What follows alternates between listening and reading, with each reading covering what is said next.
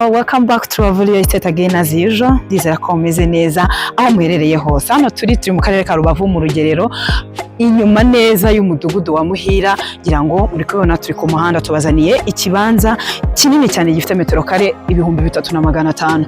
Ni metero 50 kugira ngo ugere kuri kaburimbo. Hari umuhanda principal n'ahantu hanini, tukwatangira miliyoni 65 zonyine. Zoning area ni R3, n'ahantu heza, n'ahantu wagura ukahakoramo ibibanza ukahubaka amazu manini. N'ahantu hanini nkuko mwabyumvise nababwiye ni metero kare 3500. So duhamagare kuri nimero ubona kuri screen yawe, cyangwa se utwandikire.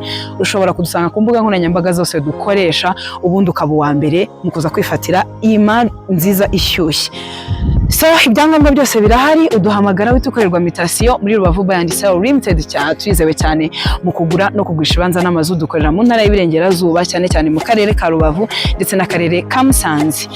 Usibye n'ibyo, tubafasha kubigura no kubigurisha mu buryo bwihuse, tukabafasha ko na apartment zo kubamo by'igihe gito cyangwa se by'igihe kirekire. Waduhamagara watubona. Rubavu Buy and Sell Limited, your trusted real estate partner, we always here.